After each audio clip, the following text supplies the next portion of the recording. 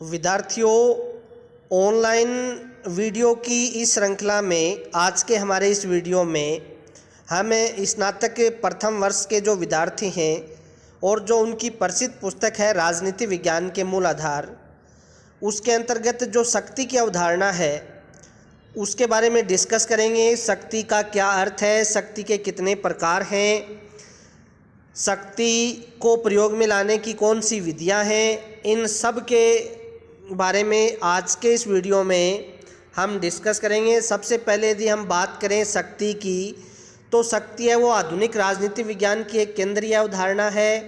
राज्य, संप्रभुता, सरकार, कानून, इन सभी में शक्ति को प्रमुख अंतर्निहित तत्व के रूप में स्वीकार किया गया है।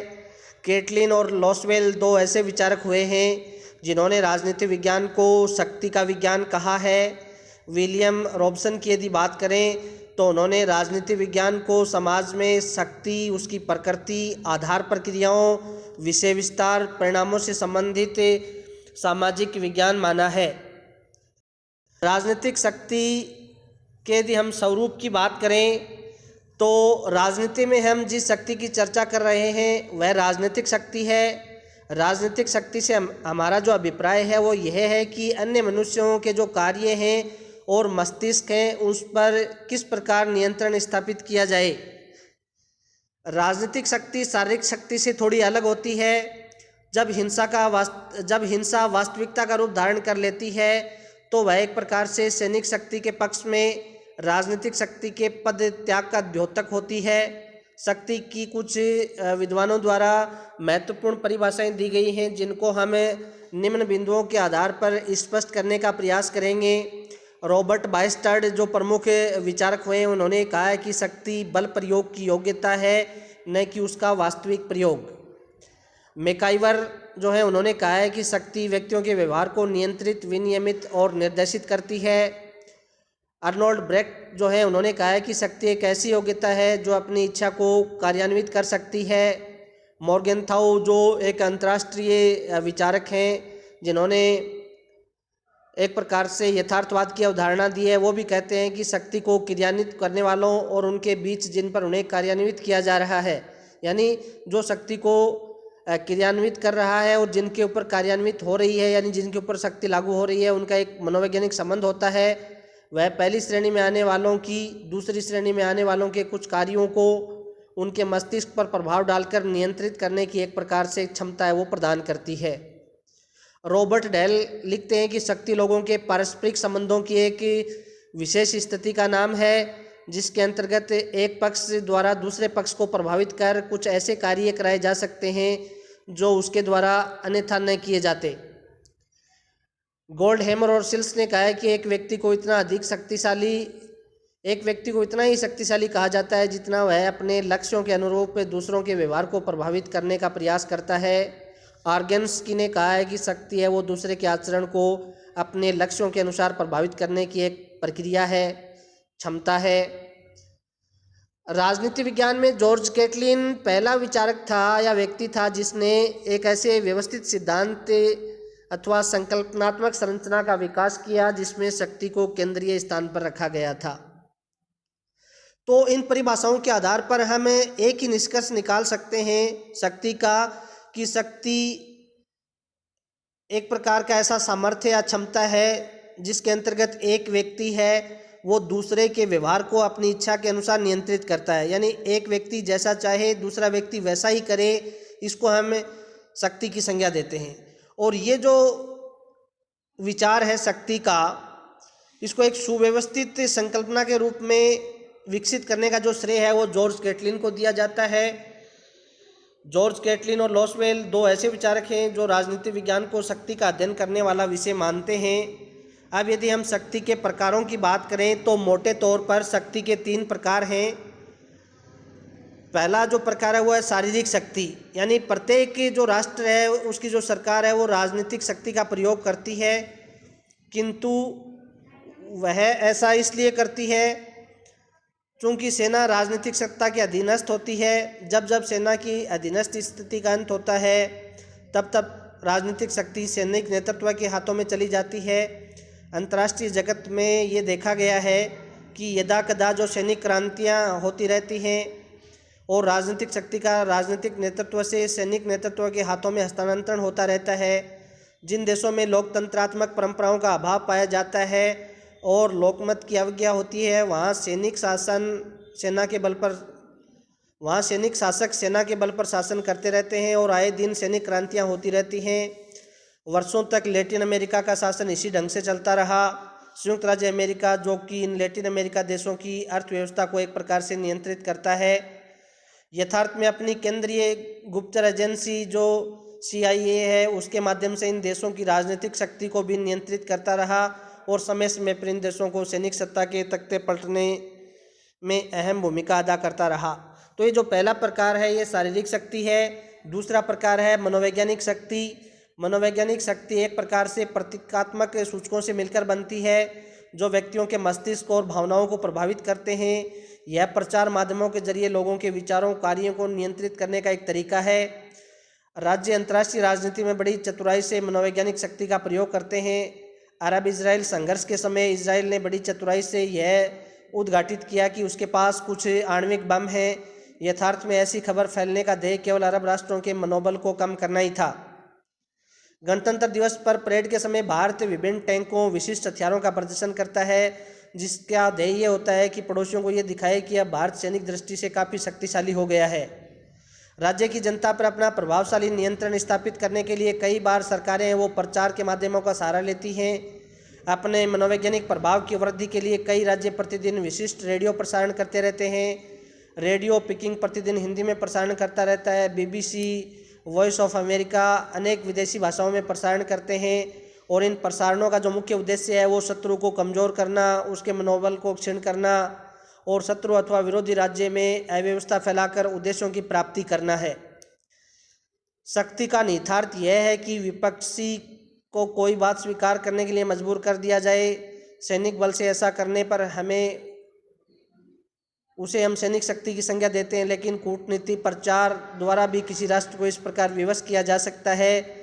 जब हम प्रचार, कूटनीति आदि का प्रयोग इस रूप में करें कि दूसरा देश हमारी नीतियों को मानने के लिए विवश हो जाए, तो यह एक प्रकार से मनोवैज्ञानिक शक्ति कहलाती है। आर्थिक शक्ति की यदि हम बात करें तो राजनीतिक शक्ति का प्रयोग व्यवहार में आर्थिक साधनों द्वारा होता है।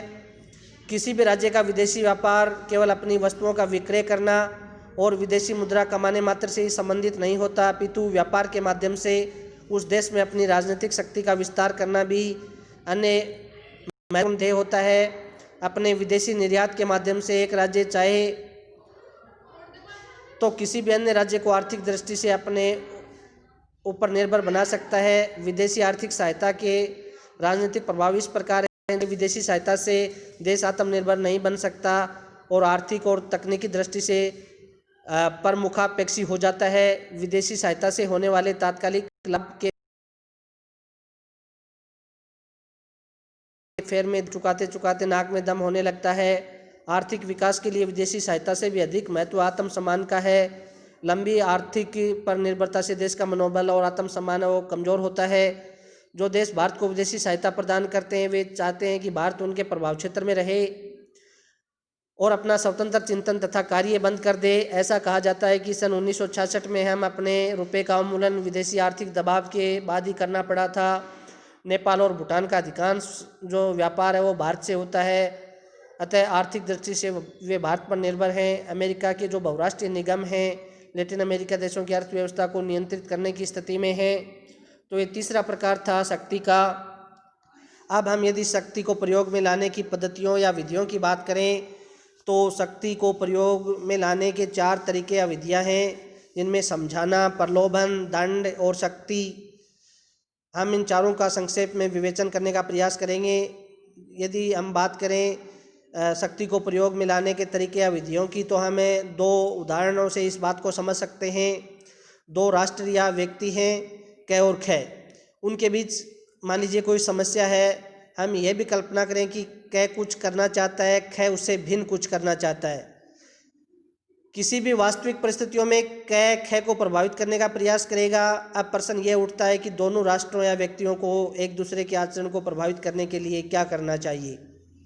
प्रश्न यह है कि दोनों राष्ट्रों या व्यक्तियों को एक दूसरे के आचरण को प्रभावित करने के लिए क्या करना चाहिए। सामान्यतः इनके पास 4 विकल्प होते हैं। पहला जो विकल्प है वो है एक दूसरे को समझाना बुझाना, यानी दोनों अपना जो संघर्ष है उसको एक दूसरे को समझा बुझा के शांत कर सकते हैं। दूसरा जो है वो एक दूसरे को प्रलोभन दे सकते हैं। तीसरा वे धमकी दे सकते हैं और आवश्यकता पड़ने पर बल का प्रयोग कर सकते हैं। डॉक्टर महेंद्र कुमार ने बताया है कि राज्य जो है वो एक प्रकार से अन्य राज्यों से अपना अभिष्ट व्यवहार करने के लिए जो विधियाँ या तरीके अपनाते हैं उनमें 4 बातें महत्वपूर्ण हैं। पहला जो तरीका है वो अनुनय विनय, दूसरा पुरस्कार, तीसरा जो तरीका है वो दंड और चौथा है बल प्रयोग। यदि अन्य राज्यों का व्यवहार नियंत्रित करने की सामर्थ्य को शक्ति माना जाए तो इन विधियों को शक्ति के प्रयोग के साधन के रूप में हम समझ सकते हैं। इस प्रकार शक्ति को प्रयोग में लाने के 4 तरीके हैं: समझाना, प्रलोभन, दंड और बल। सबसे पहले जो तरीका काम में लिया जाता है शक्ति को प्रयोग में लाने का तरीका वो समझाना है। शक्ति को प्रयोग में लाने का सबसे जो सुगम आसान तरीका है वो है समझाना। अगर कह के समझाने बुझाने से ख मान लेता है तो उसका परिणाम स्थायी होता है। इस पद्धति को प्रयोग में लाने के लिए क को केवल एक काम करना है और वह ये है कि संपूर्ण परिस्थिति को इस प्रकार परिभाषित करें जिससे ख इस संबंध में अपना विचार बदल दे और उसकी बात मान ले।